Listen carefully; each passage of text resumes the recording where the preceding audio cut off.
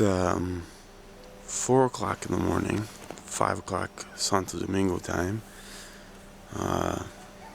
It's the first time I can really just talk and not have people looking at me or bothering me or whatever. Not that I've been bothered, but yesterday was an interesting experience. There's the first thing to start with was we got up, packed our things. The hope was to get some kind of supplies. The minister of the group wanted to feed people in the city called Cité du Soleil. And supposedly this group of 4,500 refugees in this camp haven't been fed. We were going to try to feed them. What ended up happening was we ended up providing medical attention only, which is what they do anyways. And I didn't get to explain this the other day, but they'll take anybody with any kind of medical experience, even if it's just first responder, EMT, whatever. That's how desperate we are, just to slap a Band-Aid onto somebody, you know. I've had the vest and on and everything. It provides some protection. It keeps them wondering who I am, what's going on, because the police do nothing. They're useless. I hate to say this, but they're impotent in this country. It's kind of ridiculous. So we tried feeding people. We didn't have many supplies, and I had an idea, a couple of the contacts. The whole point of me coming down here was to facilitate coordination between groups such as this, or even just other humanitarian groups, and people like the governments and the distribution of supplies. So I went with one of the pastors to the airport. We had a cell phone. I called my friend Stephanie to see if she could help us out back in the States, make some phone calls for us. I think the cell phone ended up dying, the satellite phone, which reminds me I gotta call her back to see what she did. But we had a lot of people we met. We met some of the Dutch, we met U.S. soldiers.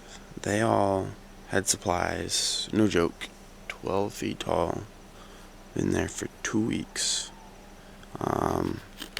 And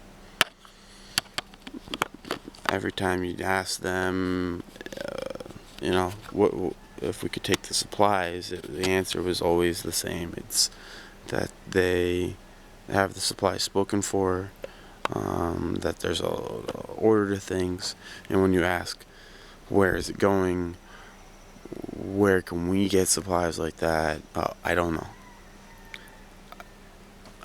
It was frustrating. I'm so tired. It was interesting to see how that all works, but there was enough supplies there and medical supplies. It just to see all of that going in. Flights weren't coming in every 10 minutes like they used to. They're only coming in every half an hour or so. 2 runways have been are open now, so they've built an extra runway. There's the extra capacity, which is good. We found a group called AWO. It's a Dutch German group. They were going to give us some kind of truck or something that could that was left over. Somebody was supposed to come pick up in it with tons of aid, and they never did. We were supposed to get it. Long story short, that didn't pan out. One of the container ships did arrive. I made a call for something with the UN because I wanted in on this meeting. Supposedly it's a group of organizations that come in and say, I need assistance or I need help with this. It's kind of like the big boys club. It's very hard to get in. Made some phone calls. Before you know it, the pastor gets in. We've got a commitment for food tomorrow to feed 12,000 people. Great. Only problem is that nobody around here is thinking about security. There's a guy, his name's Jose, we call him. He was a former New York cop. Him and I were talking all night long about what we're going to do. With this religious group, a lot of people, um, they haven't seen things like this. Not that I have, but I guess I'm a little bit more aware of my surroundings. We're trying to convince him that we need more military people, and their concern is for it to seem like it's something horrible. He's afraid about people clashing. Um, so I'm actually going with them today. I'm going to uh, assist with the facilitation, and also bring up the special number that I have for aid. But my main concern is getting security. What people don't understand today is that with the amount of people that we had around us today was nothing. When you start pulling food out, when you start trying to feed 12,000 people, 40,000 will come. It will feel like the entire city is upon them, and I'm not quite sure that's going to click in anybody's head. And that's fine. I mean, it's one of those things. It's different. Nobody's ever experienced this before, but I know enough that's going to be an issue. The other thing is I don't think half the people didn't realize that the smell today was the city burning bodies, and the thing flying around the air was not dust. It was ashes of other people. I mean, we're talking about when you got there today, it felt like something out of the Holocaust. That's the only thing I could think of, because that smell does not smell like, smoked chicken or smoked pork. You're not cooking meat. It smells, it's something. And I don't know, I guess these people didn't understand that. But yes, there was ashes of bodies all over the place, and I did feel like I was probably in the Holocaust or something.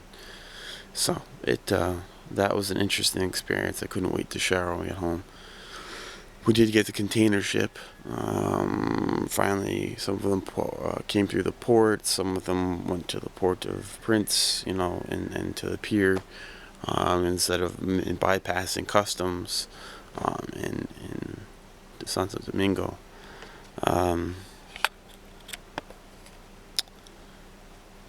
Today's just it's going to be an interesting day. Like I said, my main concern today is going to be safety and security.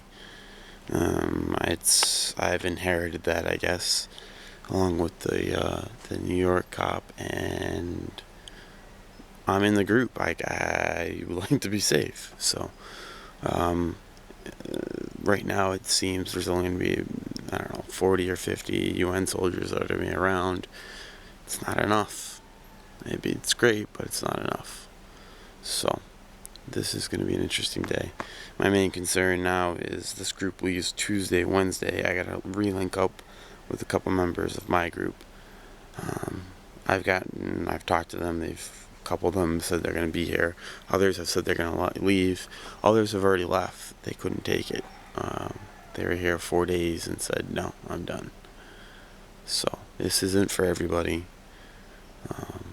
When you go to bed at night, the gears do turn in your head about what you saw today. It's turned people away and not be able to help them out. They're grabbing their stomach, and it makes you think. But the second you sit there and think to yourself, oh, I'm going to help him and I'm going to help him, you can't do that. You're going to help no one because you're thinking too much. Help who you can and walk away. That's all you can do. And it's very hard. It's a very hard concept to swallow. But I gotta go back to bed. I gotta take a nap. I'm allowed a little bit more sleep because the men all helped out with this truck late last night. So the men get to sleep a little late, and the women help with the other items. Otherwise, it's a very equalized camp, and it's definitely time to go to sleep. So until next time.